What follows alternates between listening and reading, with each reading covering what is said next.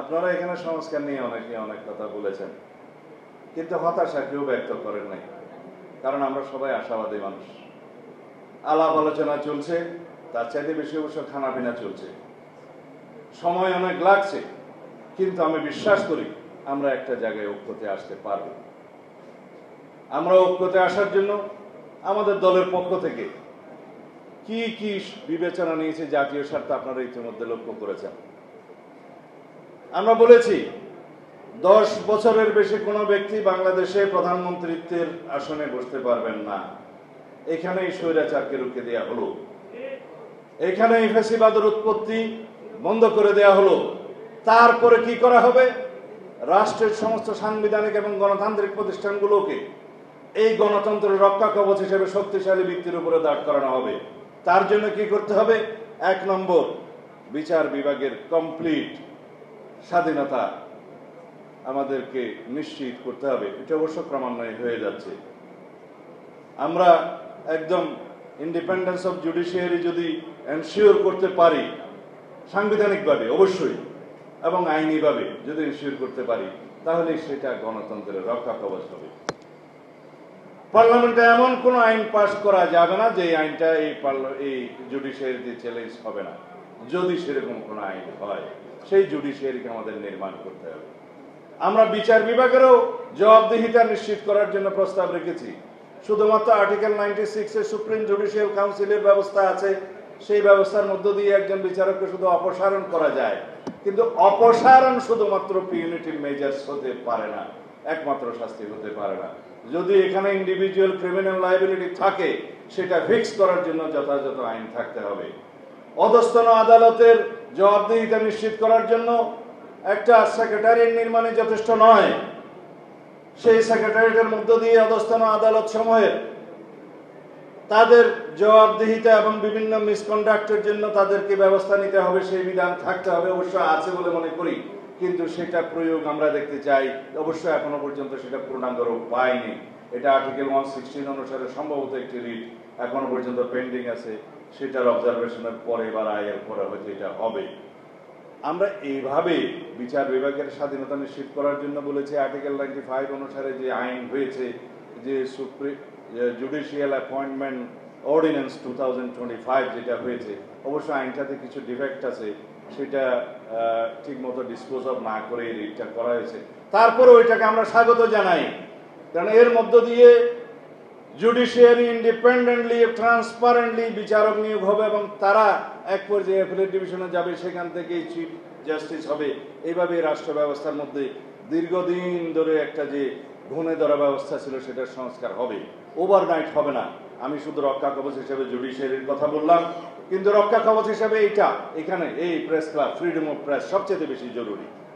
যে দেশে freedom of press 100%, সেই দেশে গণতন্ত্র 100%।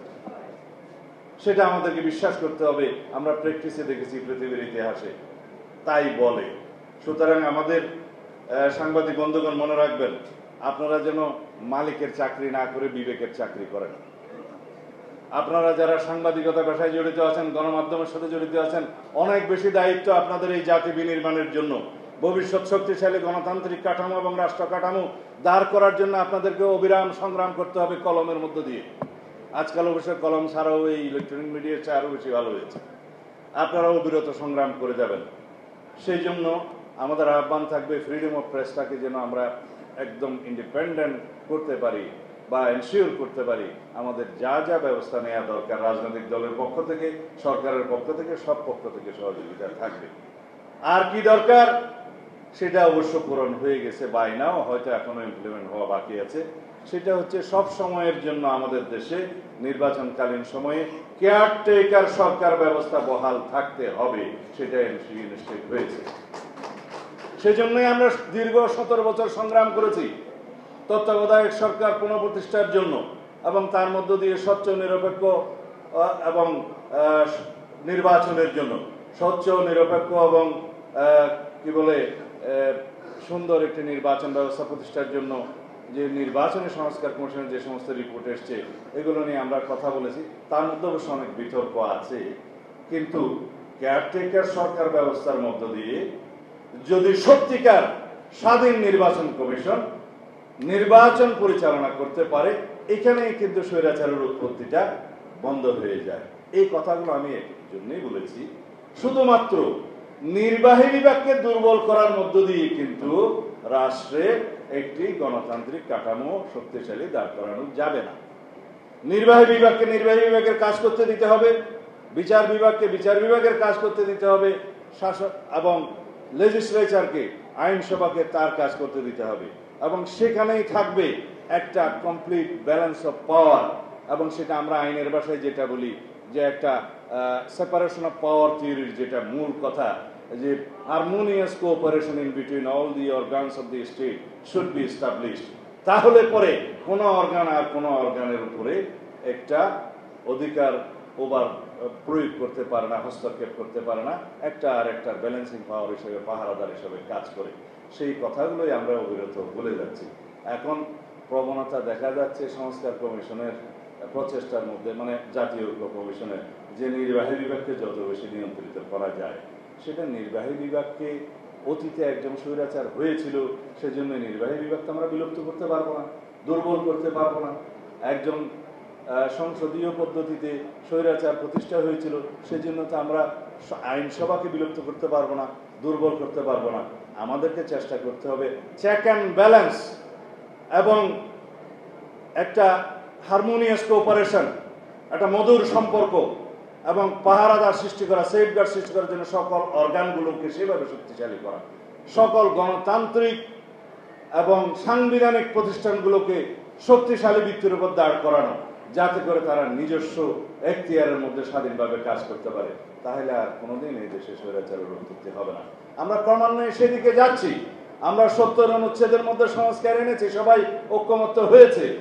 এখন একটা প্রস্তাব আরো দিয়েছি আমরা রাষ্ট্রপতি নির্বাচনের ক্ষেত্রে উভয় পক্ষের সদস্যদের মধ্যে গোপন ব্যালটে স্বাধীনভাবে এমপিরা ভোট দেবে, সেটা আরেকটা বিপ্লব হবে। আর প্রধানমন্ত্রীর মেয়াদ আমরা 10 বছরে সীমাবদ্ধ করলাম, সেটা কি আমাদের একটা বড় ধরনের অর্জন নয়? আমরা যদি প্রতি ক্ষেত্রে নির্বাহী বিভাগকে সীমাবদ্ধ করি আইনিভাবে, সাংবিধানিকভাবে, তাহলে কিন্তু নির্বাহী বিভাগ দুর্বল হবে, রাষ্ট্র পরিচালনা করা যাবে না, সরকার পরিচালনা করা যাবে না। আর যদি যে যার জায়গায় নির্বাহী বিভাগ, বিচার বিভাগ এবং আইনসভা তার সীমাবদ্ধের মধ্যে কাজ করতে বাধ্য থাকে, সেই ব্যবস্থাটা আমরা গ্রহণ করি, তাহলে প্রকৃতপক্ষে রাষ্ট্রের সংস্কার হবে। আমরা সেই সংস্কার চাই, যে সংস্কারের মধ্যে কোনো বিভাগের অধিকার খর্ব হবে না। আমরা সেই সংস্কার চাই, যেই সংস্কারের মধ্য দিয়ে রাষ্ট্রে একটি শক্তিশালী গণতান্ত্রিক রাষ্ট্র কাঠামো নির্মিত হবে।